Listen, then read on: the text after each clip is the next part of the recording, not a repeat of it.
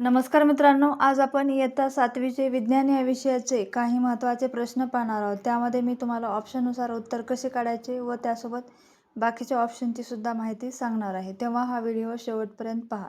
तर चला सुरू करूयात. पहिला प्रश्न. तर प्रश्न पहिला आहे, उत्क्रांती सिद्धांत खालीलपैकी कोणत्या शास्त्रज्ञांनी मांडला? ऑप्शन ए आहे कार्ल लिनियस, ऑप्शन बी आहे चार्ल्स डार्विन, ऑप्शन सी आहे अलेक्झांडर फ्लेमिंग आणि ऑप्शन डी आहे एडवर्ड जन्नर.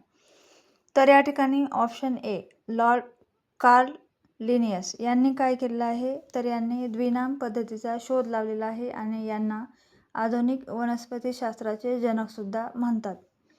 त्यानंतर चार्ल्स डार्विन यांनी उत्क्रांतीवादाचा काय केलेला आहे, सिद्धांत मांडलेला आहे. म्हणून या ठिकाणी आपल्या प्रश्नाचं अचूक उत्तर काय असेल, चार्ल्स डार्विन. ऑप्शन क्रमांक बी हे या ठिकाणी आपल्या प्रश्नाचं उत्तर असेल.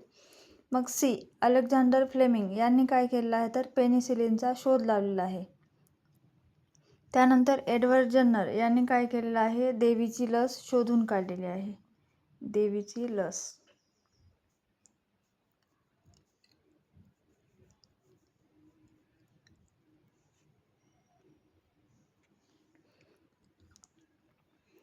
त्यानंतर पुढचा प्रश्न आहे, पुढीलपैकी कोणत्या प्राण्याला वाळवंटी जहाज म्हणतात?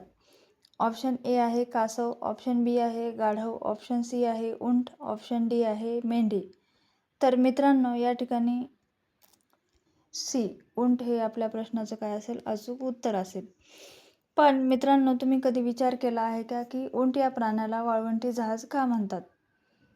का म्हणतात माहिती आहे का मग? तर या ठिकाणी ज्याप्रमाणे एखादे जहाज समुद्रातून मार्गक्रमण करत असते, त्याचप्रमाणे हा जो काही उंट आहे तो त्या ठिकाणी लोकांना आणि जड जे काही सामान आहे त्याला एका ठिकाणाहून दुसऱ्या ठिकाणी घेऊन जाण्याचं कार्य करत असतो.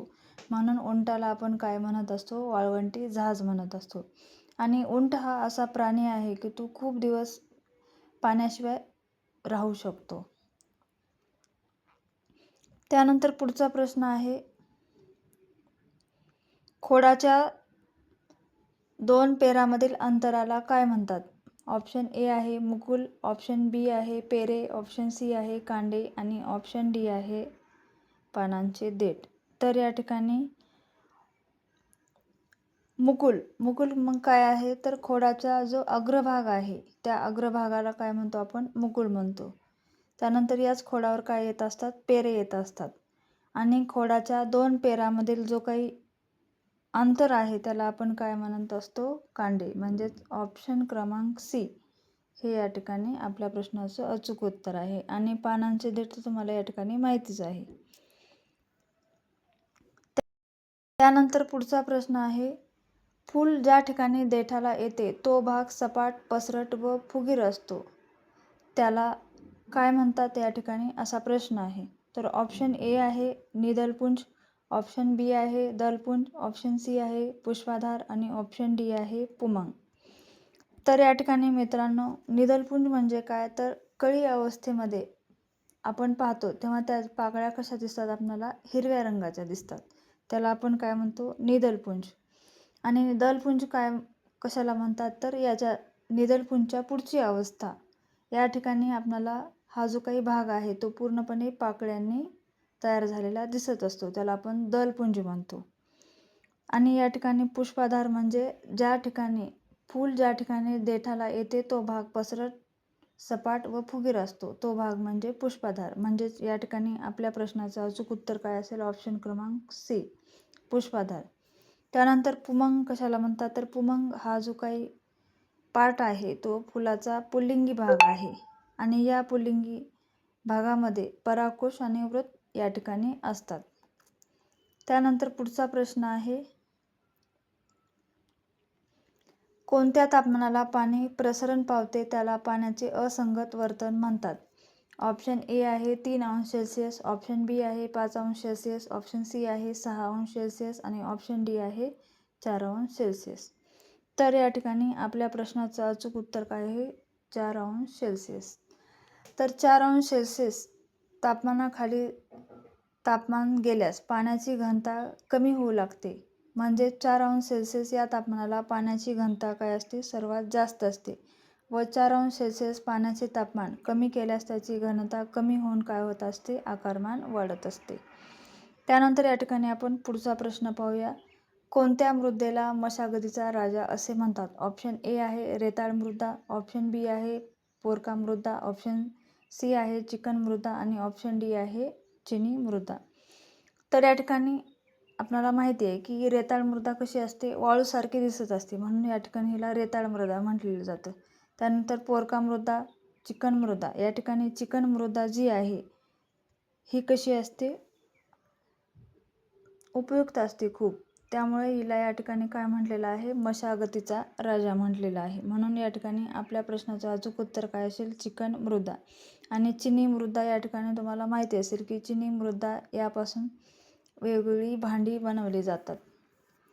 त्यानंतर पुढचा प्रश्न आहे, पुढीलपैकी कोणत्या घटकाच्या सहाय्याने वनस्पती स्वतःचे अन्न तयार करतात? तर ऑप्शन ए आहे पाणी व कार्बन डायऑक्साईड, ऑप्शन बी आहे हरितद्रव्ये, ऑप्शन सी आहे सूर्यप्रकाश आणि ऑप्शन डी आहे वरीलपैकी सर्व.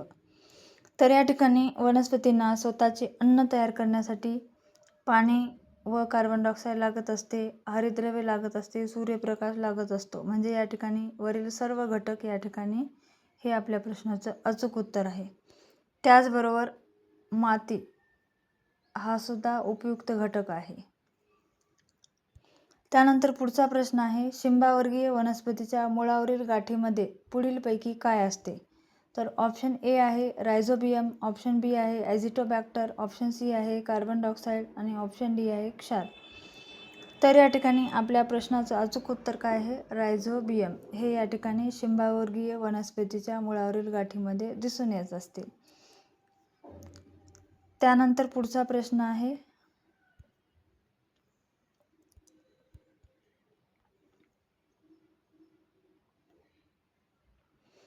दोन किंवा अधिक सजीवांच्या निकट सहसंबंधातून पोषण, संरक्षण, आहार व आधार बाबी साध्य होतात, यालाच आपण डॅश म्हणतो. ऑप्शन ए आहे परपोषी, ऑप्शन बी आहे स्वयंपोषी, ऑप्शन सी आहे सहजीवी पोषण आणि ऑप्शन डी आहे मृतोपजीवी. तर या ठिकाणी मित्रांनो आपल्या प्रश्नाचं अचूक उत्तर काय असेल? तर या ठिकाणी परपोषी. परपोषी म्हणजे असे जीव असतात की जे दुसऱ्यावर अवलंबून असतात, त्यांना आपण काय म्हणतो? परपोषी. त्यानंतर स्वयंपोषी म्हणजे या ठिकाणी असे सजीव की जे स्वतःचे अन्न स्वतः तयार करत असतात, मग त्यामध्ये वनस्पती या स्वयंपोषी आहेत. आणि आपण काय आहोत? परपोषी, कारण आपण वनस्पतीवर अवलंबून आहोत. त्यानंतर सहजीवी पोषण म्हणजे काय? तर दोन किंवा अधिक सजीवांच्या निकट सहसंबंधातून पोषण, संरक्षण, आहार व आधार या बाबी काय होत असतात? साध्य होत असतात. त्याला काय म्हटलं जातं? सहजीवी पोषण. म्हणजेच या ठिकाणी आपल्या प्रश्नाचं अचूक उत्तर काय असणार आहे मग? सहजीवी पोषण. आणि मृतोपजीवी म्हणजे काय? तर की असे काही प्राणी असतात किंवा कीटक असतात की जे मेलेले प्राणी त्यांच्यावर ते जगत असतात. तर या ठिकाणी सहजीवीचं तुम्हाला एक एक्झाम्पल सांगते. तर या ठिकाणी शेवाळ आणि बुरशी हे जे काही आहेत एकमेकांच्या सहवासामध्ये जगत असतात आणि यांच्यापासून तयार होणारी जी वनस्पती आहे ती काय आहे? दगडफूल. दगडफूल ही काय आहे? सहजीवी वनस्पती आहे. त्यानंतर पुढचा प्रश्न आहे, मानवी शरीरातील सर्वात मोठी ग्रंथी कोणती आहे? ऑप्शन ए आहे स्वादुपिंड, ऑप्शन बी आहे थायरॉइड ग्रंथी, ऑप्शन सी आहे पियूषिका ग्रंथी आणि ऑप्शन डी आहे यकृत. तर या ठिकाणी आपल्या प्रश्नाचं अचूक उत्तर काय आहे? ऑप्शन क्रमांक डी यकृत हे या ठिकाणी आपल्या प्रश्नाचं अचूक उत्तर आहे. त्यानंतर पुढचा प्रश्न आहे, मानवी शरीरात गुणसूत्राच्या किती जोड्या असतात? ऑप्शन ए आहे 46, ऑप्शन बी आहे 16, ऑप्शन सी आहे 24 आणि ऑप्शन डी आहे 23. तर या ठिकाणी आपल्या प्रश्नाचं अचूक उत्तर काय आहे? मानवी शरीरात गुणसूत्राच्या एकूण 23 जोड्या आहेत. त्यानंतर पुढचा प्रश्न आहे, जागतिक अन्न सुरक्षा म्हणून कोणता दिवस पाळला जातो? ऑप्शन ए आहे 16 ऑक्टोबर, ऑप्शन बी आहे 16 ऑगस्ट, ऑप्शन सी आहे 16 नोव्हेंबर आणि ऑप्शन डी आहे 16 सप्टेंबर. तर मित्रांनो, या ठिकाणी सगळीकडेच काय दिलेली आहे, तारीख 16 आहे. म्हणजे या ठिकाणी कन्फर्म तरी आहे की 16 आहे. परंतु यामध्ये आपल्याला कन्फर्म मंथ माहीत असणं काय आहे, गरजेचं आहे. तर या प्रश्नाचं अचूक उत्तर काय आहे, 16 ऑक्टोबर हा जो काही दिवस आहे जागतिक अन्न सुरक्षा म्हणून पाळला जातो. त्यानंतर पुढचा प्रश्न आहे, भारतीय अन्न सुरक्षा आणि मानके प्राधिकरणची स्थापना कोणत्या वर्षी झाली? तर या ठिकाणी ऑप्शन ए आहे 2005, ऑप्शन बी आहे 2004, ऑप्शन सी आहे 2006 आणि ऑप्शन डी आहे 2003. तर या प्रश्नाचं अचूक उत्तर आहे 2006. ऑप्शन क्रमांक सी हे या ठिकाणी आपल्या प्रश्नाचं अचूक उत्तर आहे.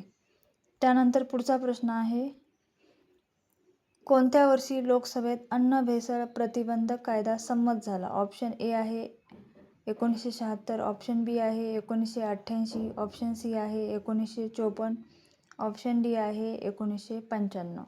तर या ठिकाणी आपल्या प्रश्नाचं अचूक उत्तर आहे ऑप्शन क्रमांक सी 1954.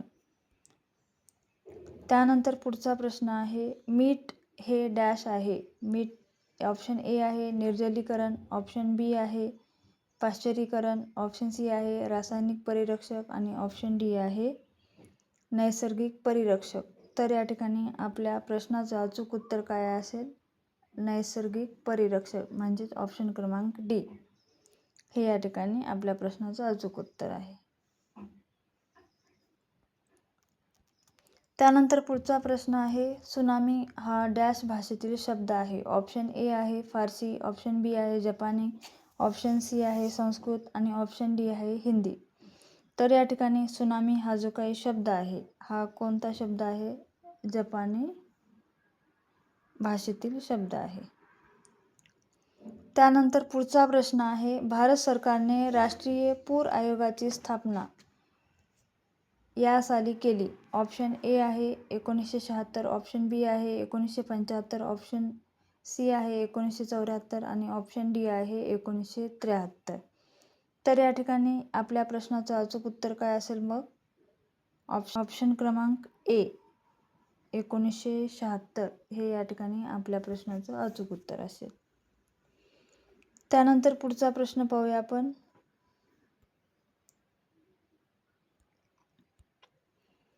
निरोगी मानवी शरीराचे तापमान सुमारे किती सेल्सिअस असते? आणि ऑप्शन ए आहे 35 अंश सेल्सिअस, ऑप्शन बी आहे 36 अंश सेल्सिअस, ऑप्शन सी आहे 37 अंश सेल्सिअस आणि ऑप्शन डी आहे 38 अंश सेल्सिअस.